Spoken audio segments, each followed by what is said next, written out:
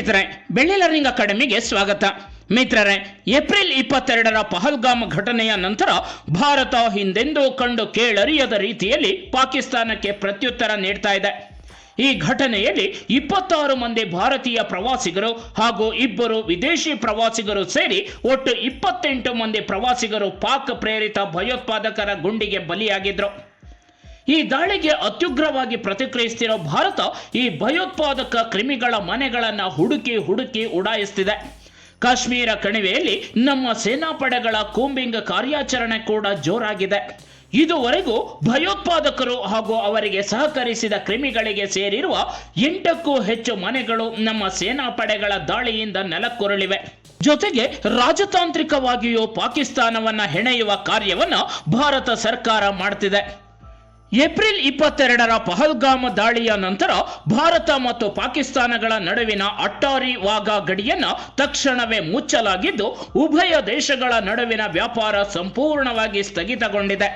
ಆದರೆ ಪಾಕಿಸ್ತಾನದಲ್ಲಿ ಭಾರತೀಯ ಸರಕುಗಳಿಗೆ ಬೇಡಿಕೆ ಹೆಚ್ಚುತ್ತಿದ್ದು, UAE, ಸಿಂಗಪೂರ್ನಂತಹ 3ನೇ ದೇಶಗಳ ಮೂಲಕ ಭಾರತೀಯ ಸರಕುಗಳನ್ನು ಆಮದು ಮಾಡಿಕೊಳ್ಳಬೇಕಾದ ಅನಿವಾರ್ಯತೆ ಪಾಕಿಸ್ತಾನಕ್ಕೆದುರಾಗಿದೆ. ಇದರಿಂದಾಗಿ ಈ ಸರಕುಗಳು ದುಬಾರಿಯಾಗಲಿದ್ದು, ಪಾಕಿಸ್ತಾನದ ಆರ್ಥಿಕತೆಗೆ ಇದರಿಂದ ದೊಡ್ಡ ಹೊಡೆತ ಬೀಳಲಿದೆ.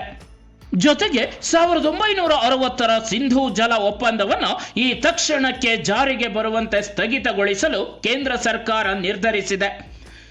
ಈ ಸಿಂಧೂ ಜಲ ಒಪ್ಪಂದವನ್ನು ಸ್ಥಗಿತಗೊಳಿಸುವುದರಿಂದ ಪಾಕಿಸ್ತಾನಕ್ಕೆ ನೀರಿನ ಕೊರತೆ ತೀವ್ರವಾಗುತ್ತದೆ. ಹಾಗಾಗಿ ಪಾಕಿಸ್ತಾನ ಈ ನಿರ್ಧಾರವನ್ನು ಯುದ್ಧ ಕೃತ್ಯವೆಂದೇ ಕರೆದಿದೆ. ಪಹಲ್ಗಾಮ್ನಲ್ಲಿ ಅಮಾಯಕರ ಮೇಲೆ ಪಾಕಿಸ್ತಾನ ಪೋಷಿತ ಭಯೋತ್ಪಾದಕರಿಂದಾದ ದಾಳಿಗೆ ತಕ್ಕ ಪಾಠ ಕಲಿಸಲು ಮುಂದಾದ ಭಾರತ ಪಾಕ್ ವಿರುದ್ಧ ಕೆಲವೊಂದು ಕಠಿಣ ಕ್ರಮಕ್ಕೆ ಮುಂದಾಗಿದೆ. ಇದರಲ್ಲಿ ನದಿ ನೀರಿನ ಹಂಚಿಕೆಯ ವಿಚಾರವೂ ಕೂಡ ಒಂದು.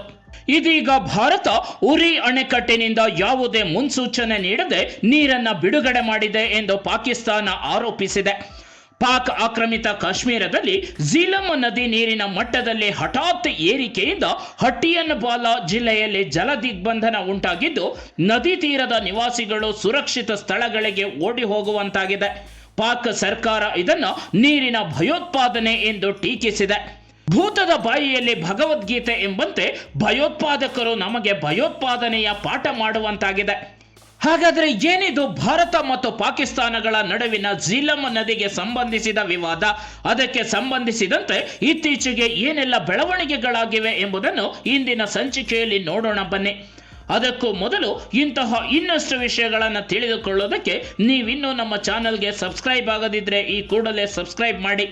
ಹೊಸ ವಿಷಯಗಳ ನೋಟಿಫಿಕೇಶನ್ಗಾಗಿ ಬೆಲ್ ಬಟನ್ ಕ್ಲಿಕ್ ಮಾಡಿ.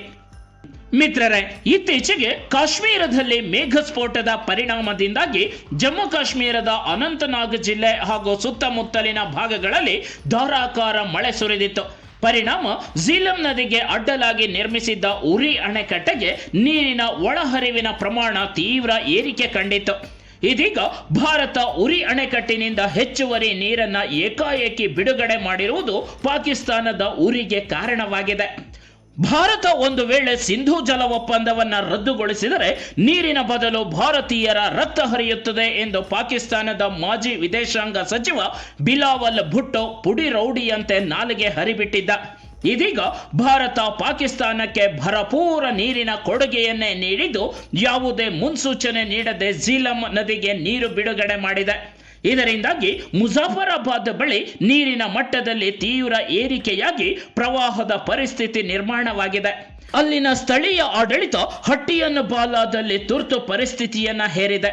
ಮಸೀದಿಗಳಲ್ಲಿ ಈ ಬಗ್ಗೆ ಪ್ರಕಟಣೆ ಹೊರಡಿಸಿ ಜನರಿಗೆ ಎಚ್ಚರಿಕೆ ನೀಡಲಾಗಿದೆ. ಭಾರತ ಇಂಡಸ್ ವಾಟರ್ ಟ್ರೀಟಿಯನ್ನ ರದ್ದುಗೊಳಿಸುವ ನಿರ್ಧಾರವನ್ನ ಕೈಗೊಂಡ ಬಳಿಕ ಈ ಘಟನೆ ನಡೆದಿದೆ. ಈ ಮೂಲಕ ಭಾರತ ಅಂತಾರಾಷ್ಟ್ರೀಯ ನಿಯಮಗಳನ್ನು ಉಲ್ಲಂಘಿಸುತ್ತಿದೆ ಎಂದು ಪಾಕಿಸ್ತಾನ ಆರೋಪಿಸಿದೆ. ಭಾರತದ ಈ ಕ್ರಮ ಸಿಂಧೂ ಜಲ ಒಪ್ಪಂದದ ಸಂಪೂರ್ಣ ಉಲ್ಲಂಘನೆಯಾಗಿದೆ ಎಂದು ಪಾಕ್ ಮಾಧ್ಯಮಗಳು ಬಾಯಿ ಬಡ್ಕೊಳ್ತಿವೆ. ಝೀಲಂ ನದಿಯ ಸಮೀಪವಿರುವ ಪ್ರದೇಶಗಳಿಂದ ದೂರವಿರಲು ಅಲ್ಲಿನ ನಾಗರಿಕರಿಗೆ ಸಲಹೆ ನೀಡಲಾಗಿದೆ.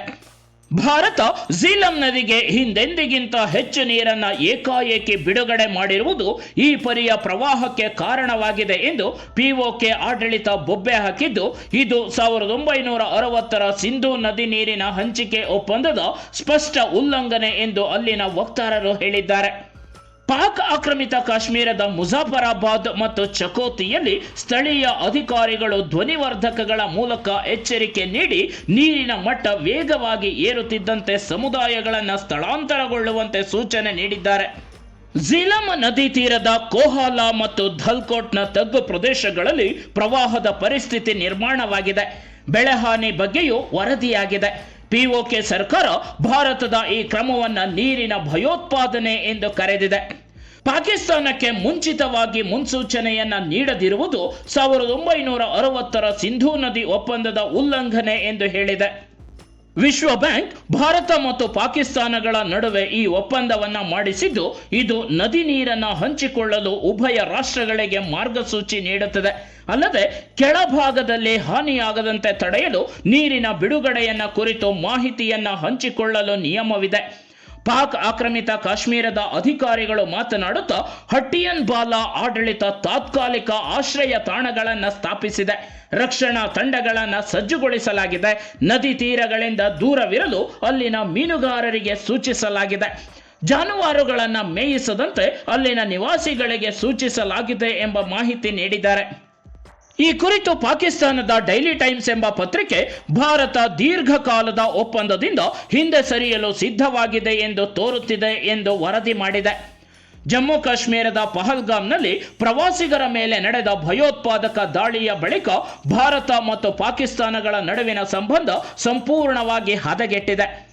ಅದು ಯಾವಾಗಲೂ ಕೈಗೊಳ್ಳಬೇಕಿದ್ದ ಸಿಂಧೂ ಜಲ ಒಪ್ಪಂದದ ಅಮಾನತುಗೊಳಿಸುವ ನಿರ್ಧಾರವನ್ನು ಸರ್ಕಾರ ಈಗ ಕೈಗೊಳ್ಳುವ ದಿಟ್ಟತನ ತೋರಿಸಿದೆ.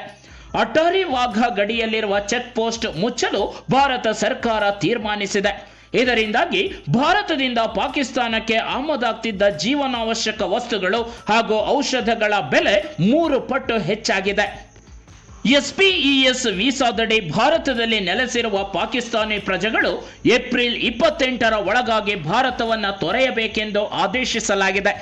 ಜಾಗತಿಕ ವೇದಿಕೆಗಳಲ್ಲಿ ಪಾಕಿಸ್ತಾನದ ನಿಜ ಬಣ್ಣ ಬಯಲು ಮಾಡುವ ಮೂಲಕ ಪಾಕಿಸ್ತಾನದ ಕಳ್ಳಾಟವನ್ನು ಜಗತ್ತಿನ ಮುಂದೆ ಅನಾವರಣಗೊಳಿಸುವ ನಿರ್ಧಾರವನ್ನು ಭಾರತ ಸರ್ಕಾರ ಕೈಗೊಂಡಿದೆ. ಇದು ಗೆಳೆಯರೆ, ಭಾರತ ಸರ್ಕಾರ ಸಿಂಧೂ ಜಲ ಒಪ್ಪಂದವನ್ನು ಸ್ಥಗಿತಗೊಳಿಸುವ ನಿರ್ಧಾರವನ್ನು ಕೈಗೊಂಡ ನಂತರ ಸಂಭವಿಸಿದ ಮಹತ್ವದ ಬೆಳವಣಿಗೆಗಳ ಬಗ್ಗೆ ಒಂದಷ್ಟು ಸಂಕ್ಷಿಪ್ತ ಮಾಹಿತಿ. ಮುಂದಿನ ಸಂಚಿಕೆಯಲ್ಲಿ ಇಂತಹ ಇನ್ನಷ್ಟು ವಿಷಯಗಳೊಂದಿಗೆ ಭೇಟಿಯಾಗೋಣ. ಈ ವಿಡಿಯೋ ನಿಮಗೆ ಇಷ್ಟವಾಗಿದ್ರೆ ಲೈಕ್ ಮಾಡಿ, ಶೇರ್ ಮಾಡಿ, ನಿಮ್ಮ ಅನಿಸಿಕೆಗಳನ್ನು ಕಮೆಂಟ್ಸ್ ಮೂಲಕ ತಿಳಿಸಿ.